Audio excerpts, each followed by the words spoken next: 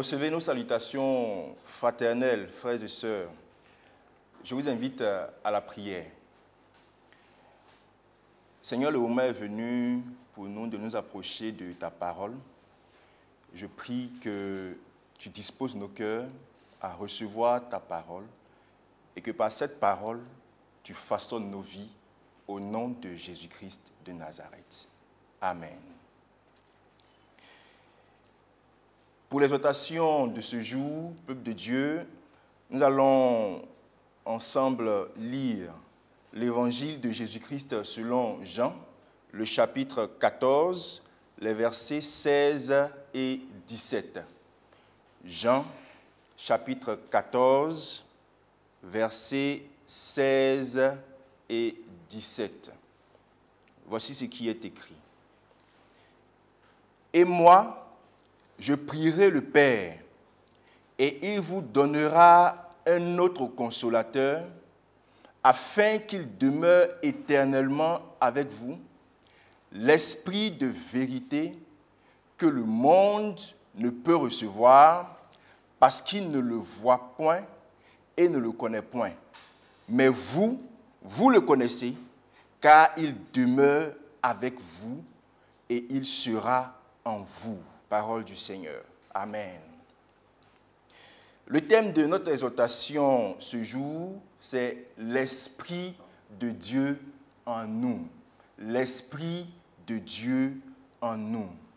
Dans Jean chapitre 14, Christ parle de son futur départ vers le Père et de la place qu'il va préparer pour ses disciples. Il les rassure en leur demandant de ne point avoir le cœur troublé, mais de croire en lui. Il s'ensuit un échange avec ses disciples, notamment avec Philippe et Thomas.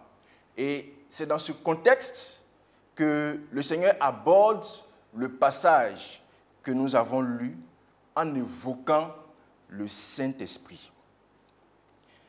Le Seigneur a promis le Saint-Esprit. C'est un esprit que le monde ne peut recevoir parce que le monde ne le connaît point. Il ne peut être reçu que par celui qui croit en Jésus-Christ.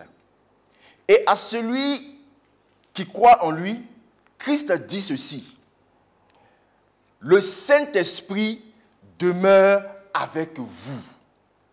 Sa présence à tes côtés est permanente et constante. Et ce n'est pas tout. Il dit qu'il est en vous. Il sera en vous. L'Esprit de Dieu vient faire de ta personne, il vient faire de ton corps son lieu d'habitation, son lieu de résidence. Quelle grâce, quel privilège!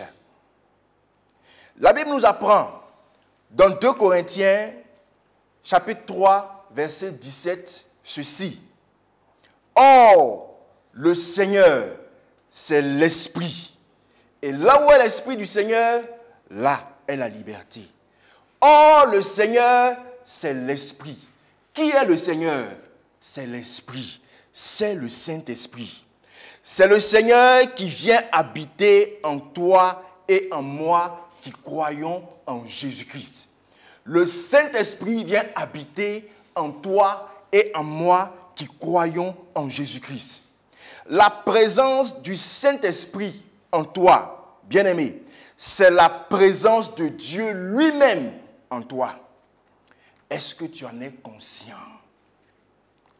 La présence de Dieu est en toi. Tu transportes la présence de Dieu. Pense-y. Dieu est avec toi partout où tu vas. Et il faut que tu sois conscient et que tu crois qu'il est en toi, qu'il est avec toi. Car cela aura certainement un impact sur ta vie. Où que tu sois, quelles que soient les difficultés que tu traverses, n'oublie pas que le Seigneur est avec toi et en toi. Tu n'es pas seul. N'aie pas peur, ne crains rien. ton Dieu est avec toi. Il est en toi. Ce qu'il est bon aussi que tu saches, c'est que l'Esprit de Dieu en toi fait une œuvre formidable. Dans Romains chapitre 8, verset 11, Paul nous dit ceci. Et si l'Esprit de celui qui a ressuscité Jésus d'entre les morts habite en vous, celui qui a ressuscité Christ d'entre les morts rendra aussi la vie à vos corps mortels par son Esprit qui habite en vous. Celui qui a ressuscité Christ d'entre les morts rendra aussi la vie à vos corps mortels par son Esprit qui habite en vous. Le Saint-Esprit communique la vie à tout ce qui est mort en toi. Il guérit ton corps malade. Crois cela et proclame que l'Esprit de Dieu communique la vie à tout ton corps. L'Esprit de Dieu est aussi capable de communiquer la vie à tout ce qui te concerne. À ta maison. Il est capable de communiquer la vie à ton foyer.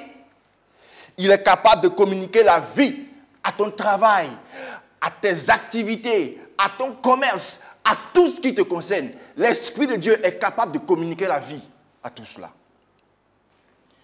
Bien, mes frères et sœurs, ce Saint-Esprit qui fait tant de choses en nous, nous devons apprendre à l'honorer. Notre corps est son temple et nous ne nous appartenons pas à nous-mêmes. 1 Corinthiens chapitre 6, verset 19. L'honorer, c'est préserver son corps de la souillure et de l'impureté. Honorer le Saint-Esprit, c'est s'éloigner de la fornication, de l'adultère, du mensonge, du péché sous quelque forme que ce soit. Honorer le Saint-Esprit, c'est se sanctifier pour la gloire de Jésus-Christ de Nazareth. Préserve ton corps, préserve ton être entier dans la pureté. Éloigne-toi de la souillure, éloigne-toi du péché, parce que tu ne t'appartiens pas à toi-même. Ton corps est le temple du Saint-Esprit. Préserve ton corps dans la pureté. Préserve ton être entier dans la pureté. Éloigne-toi de tout ce qui est péché. Éloigne-toi de tout ce qui pourrait attrister le Saint-Esprit. Peuple de Dieu, retiens que tu transportes la présence de Dieu. Tu n'es pas n'importe qui. Tu transportes la présence de Dieu partout où tu vas. Le Saint-Esprit de Dieu vit en toi. Et en toi, il te communique la vie. Crois en lui. Sois sans crainte. Et honore-le dans tout ce que tu entreprendras. Honore-le dans tout ce que tu feras. Que la grâce de notre Seigneur Jésus-Christ soit avec vous. Amen. Je vous invite à la prière. Inclinons-nous dans la prière. Seigneur, nous bénissons ton nom pour la parole que tu viens de nous communiquer. Tu nous rappelles le privilège que tu nous fais de faire de nous, ô Saint-Esprit, ton temple, ton lieu d'habitation, ta résidence. Donne-nous d'être conscients de cette grâce et de ce privilège que tu nous fais. Apprends-nous, Seigneur, à t'honorer dans tout ce que nous entreprendrons, dans tout ce que nous ferons, afin que la gloire revienne à Jésus-Christ dans notre vie. Amen.